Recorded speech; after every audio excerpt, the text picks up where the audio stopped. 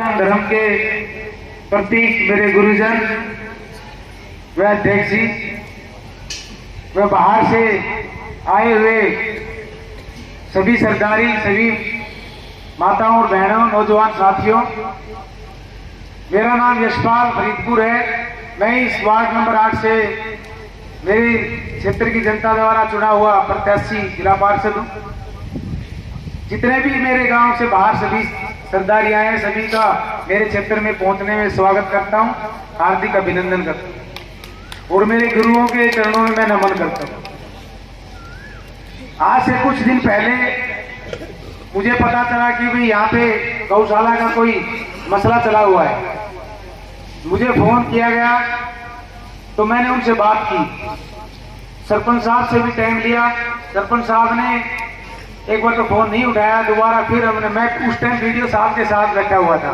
बाकी ऐसे गांव में इस तरह की और वो रंजिश में बदलती जा रही थी जो बात थी, और वो चुनाव के बाद ही चुनावी रंजिश कहीं न कहीं उसमें थी गाँव आलमदी में।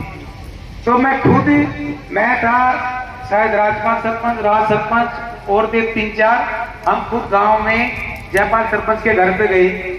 हमने उनसे बातें की और सरपंच साहब इस गौशाला के मसले को हल करो और किसी न किसी तरह आप एक बार बैठने का काम करो।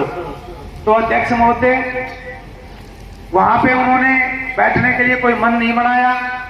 फिर तो 3-5-10 दिन बाद फिर एक बार हमने कोशिश की वीडियो साहब के माध्यम से, मत आप उनको बुलाइए।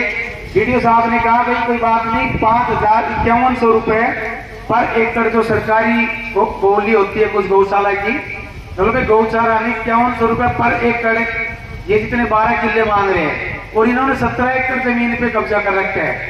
तो मुझे कब्जा किसने कर रखा है? तो इन 4 लड़कों के नाम से संबंध भी थे, वो मैंने देखे थे।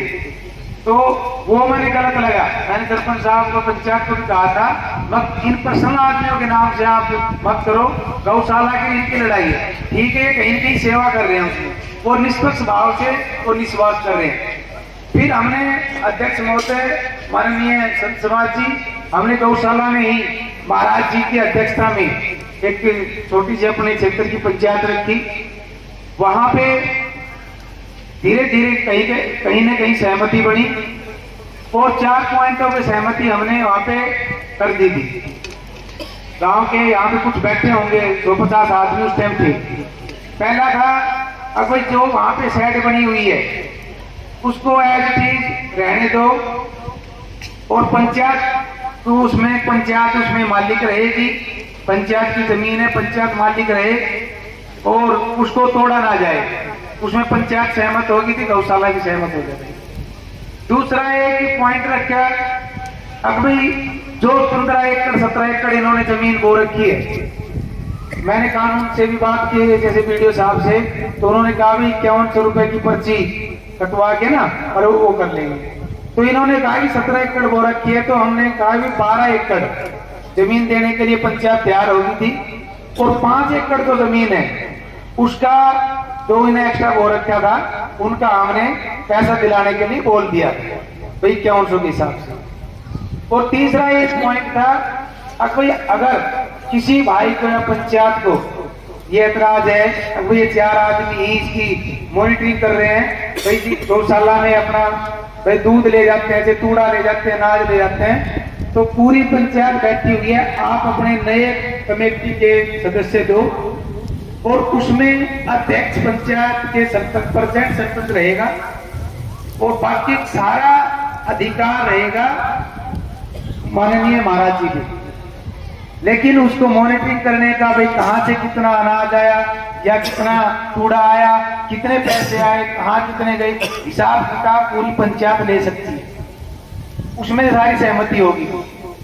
बात आई एक चौथा पॉइंट रह गया था, बोला भाई अभी वहां पे कुछ 20-25 गौवान वहां पे हैं, कुछ अंधी गायें थी, कुछ लाचार थी वहां पे, और एक शेड बना रखा था। वो इन बनाने का मैंने जब इनसे पूछा तो इन्होंने कहा जी जैसे वहां पे हरा चारा बो लेते हैं जो है गेहूं कुछ भी, तो उसको काट के डालने के लिए वहां पे और लाने के लिए कभी ट्रॉली भरना है तो वहां पे जो गौवांश था, तो हमने कहा भाई बताओ उसका क्या करना है।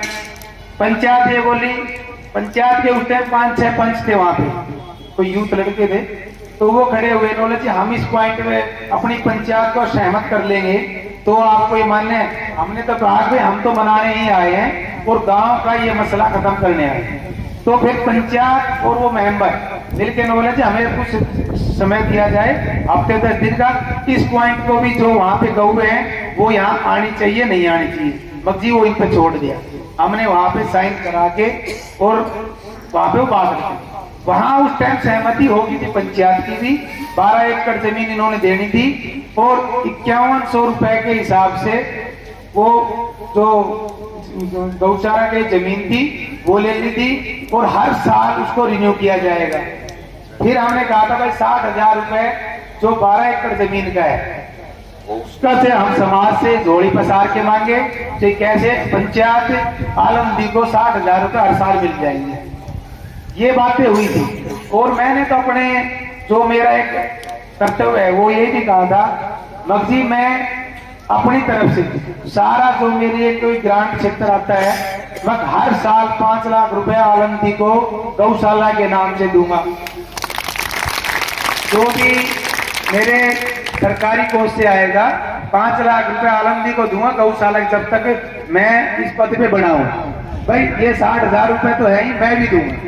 तो कहीं ना कहीं सहमति बनाने के लिए हमने अध्यक्ष महोदय इनसे बातें की और वो हो गया था। अब ये धीरे धीरे कुछ, अब ये ना तो गौशाला का तो मैटर है ही, लेकिन यहाँ पे गांव आलमदी में अब इस बात को मुच्छों की लड़ाई बना लिया। कुछ लोग हैं बुद्धिजीवी हैं, मेरे से बड़े हैं, समाज के हैं। जब हमने वहां पे गौशाला में पंचायत रखने का काम किया तो यही गांव यहाँ से आलमदी गांव से वहां लोग बैठने के लिए तैयार नहीं थे। जो लोग उस गौशाला में सेवा करते थे लेकिन वो वहां गौशाला में जाने के लिए तैयार नहीं थे।